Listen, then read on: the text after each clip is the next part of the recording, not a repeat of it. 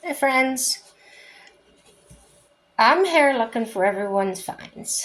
Okay, I haven't found anything about drones, and I'm okay with that. I don't know how y'all feel about that. I have found out some new tricks my brain can use to create, though. Create imaginary scenarios that brings on anxiety. Have you ever been just going on about your day, and suddenly the hair on your arms or neck stands on end? Sometimes followed by other unwelcomed pleasantries like feeling faint, feeling like you're going to pass out, maybe having a hot flash, short of breath, out of body experience. Yeah, I've had those. Kind of feels like, am I really here? Um, no, I'm not crazy. Just have some anxiety. Okay. Reality questioning moments. Sometimes I think we have those without even having anxiety, right? Okay. Well, I've described, sorry, I didn't mean to say, okay. I described what starts, what occurs during, and what'll go into full on panic mode. And I'm trying to make light of it, but it is a serious ordeal that for somebody that has that disorder, or sometimes they don't have it all the time. It may just be temporary or just a one time thing.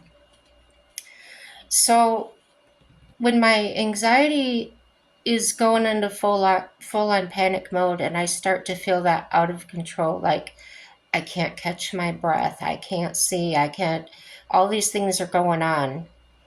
I'm going to call that mania.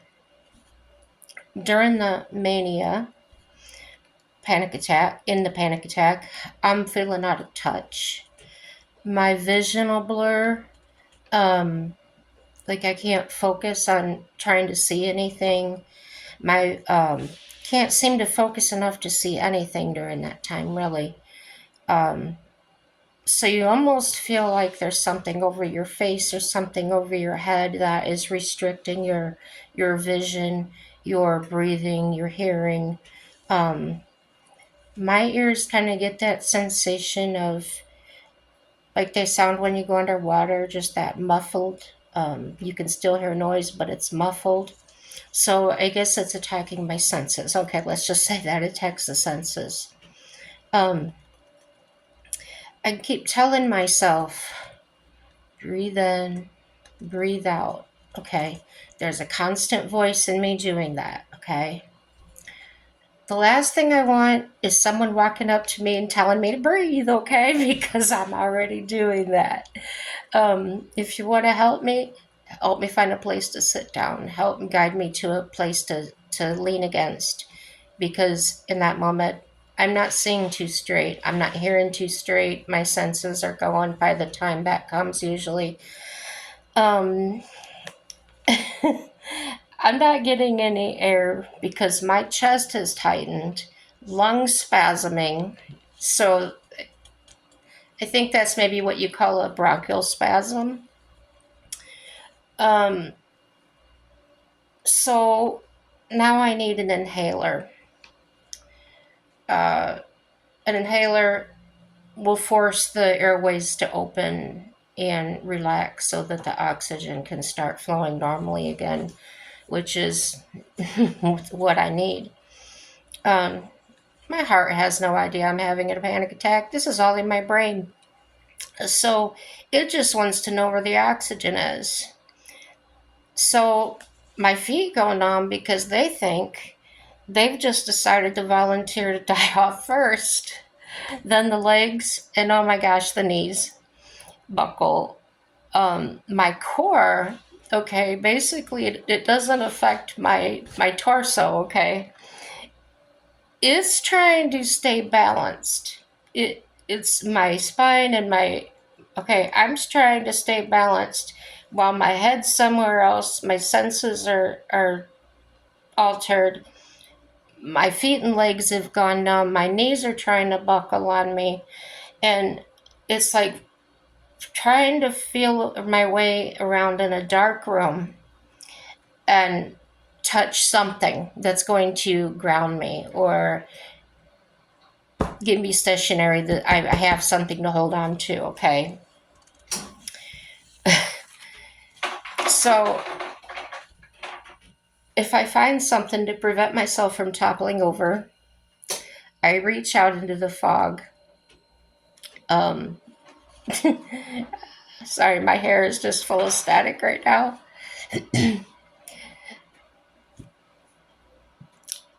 I can say I'm gonna fall and I know it. So if I do that, though, that's just fuel in the fire. So where was I? Can't see, can't breathe. Lost feeling sensations where there was normal sensation. Now, if it's going on long enough, it starts to feel like there's millions of pins and needles sticking into my legs and my arms where I became numb. The sensation you get like when you call your leg falls asleep if you've cut the blood circulation off for a little while. It's that sensation. It's not pleasant. So my face actually gets numb and tingly and different sensations traveling up and through my skin. Um, and it feels huge. My face will feel like a big old basketball, um, and red hot. Sometimes I'll get a cold sweat, which makes me feel worse because the body just doesn't know what the brain's telling it to do. Obviously, the brain is checked out or whatever it's done. Well, I finally found a wall counter, someone to hold my hand. So I don't know where I'm at when this happens. Um, okay, I'm okay. Well, then just when I start to feel safer, there goes the arms. That it's like it's a relief. I'm getting relieved that I got somewhere, but yet my body still has to process all this adrenaline and whatever else, hormones or whatever else has been happening. Okay, it's still got to run its course. But now I can actually see in my mind what is, when it's going on, I can see in my mind what I'm doing. I can visualize, I can see what my body is doing. At the same time, it's like I'm got a back seat to this driver and I'm telling it to go, but it's not working. This thing is out of control. It's going where it wants to go. Um, so I talk to myself. I talk to that driver, okay? I say, and I call this my panic. My panic practice is, here's my panic practice. I plead to it and I tell them to stop. I tell them, you're okay. You're loved. You're accepted. I love you. Panic starts to subside from the anxiety space. In other words, the anxiety is always there. It's not necessarily active, but it's always there. So, but when the anxiety starts to wake up, it's like panic says, okay, I'm going to join you and we're just going to have a party up in here. And it's not a party for me at all. um, so when it starts to separate, panic comes out of the anxiety space. It leaves anxiety in there. So it's just kind of hanging in there, hanging out. At this time, because of the withdrawal of the panic, the adrenaline, or whatever that's caused, I'm not a doctor. I just know what I feel, okay? That's when the tears may start to come. And it's not an emotional tear, it's a, uh, what to say? It's a hormonal tear, it's a chemical tear. I don't know, chemicals in your bodies, your brain changes or whatever. A relief, I don't know. It just cries with no emotions. And There's probably many of you that think I'm crazy, which I'm not crazy. I got some issues, but I'm not crazy. Um, and maybe there's some of you that have had these or do have these to this day. Maybe you'll give me advice on how to deal with these things when they come up, these attacks. um, and hopefully nobody has it so severe that they can't function. That I couldn't imagine living this way all the time. And well, it does happen all the time, but 24 hours, 7 days a week, no, no, I don't wish that on anybody. I don't wish this on anybody.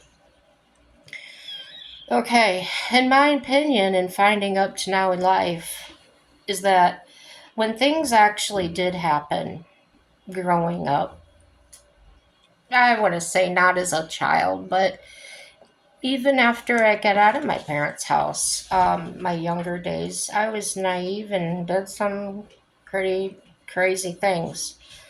Um, but when things happened, for instance, I was having a barbecue and I'm not sure how to say this. Don't listen if you're afraid of bad things happening. But at the barbecue, we were all having a good time, celebrating. People, my husband included, came home from Iraq. And so we were off base. And a certain man went into my bathroom and took a brand new bottle of Must Relaxers I just had picked up at the pharmacy um, for a leg problem. He had also been drinking bottles of alcohol. So between the bottles of alcohol and the muscle relaxants, he basically unalived on my kitchen floor. Now, my husband did CPR on him, and we got the medics there, got him to the hospital. He died 3 more times on the way there. He survived. I'm going to tell you that right now because the story can get drawn out. And shorten this up, I dealt with a lot of life situations similar to that. Not necessarily the same way, but close to the you know what that I'm talking about. And had to deal with a very, yeah, bad situations. So during the event, everything that came up, I was the calm one. I was the one that would handle everything. And then afterwards, after I knew everything was totally fine, I would usually break down. That's when I would scream or cry or do my reacting then. Um, so I wonder, did actually shoving the my reactions down inside help bring on some of my anxiety in later life, or is it just practiced? I don't know what these things are. I shouldn't worry about them, but I guess I think about it a lot. Uh, I want to get better. I know I'll never be better. I know I'll never heal. I always have the symptoms and have to medicate. Um, and I'm fine with that. It's what we have to do to survive. Um, I've never been into dark thoughts of harming myself or others, or it's mostly just memories. A lot of bad things. Okay. So I digress. Does anyone actually care about the drone hype? I mean, I was watching some of those videos tonight and they were kind of crazy. Do any of you think this is a hoax? I don't know. What about some saying that they're looking for nuclear material? I don't know about that either because, okay, it's going to be in New Jersey. I don't, I don't know. When I watch the White House, now I'm going to get in my silly zone. When I watch the White House hillbillies chawing the straw, I just laugh at the songs and dances. You know how they are. In my world, which is very small, they are putting on the show. Quite the show, people. It's more than a three-ring circus. You gotta watch in that circus. More than three rings going on. Clowns to the left, jokers to the right, and up in the middle pops a boy named Sue. You know what I'm saying? It's hard to miss the real crazy people. Yet they gather in massive groups and put post-it notes on other people to make them all look at each other and read what's written on the post on their forehead. If you get it, you get it. If not, I probably explain it. And guess what? Huh? Oh well, anyways, I'm still treasure hunting for my finds. And I promise what I'm finding out really has absolutely nothing to do with drones. I love y'all. And please like, subscribe, dislike, make a comment, share it with your friends. Anybody and everybody's comments are welcome. Positive, negative, it's all good. Happy day, y'all. Bye bye.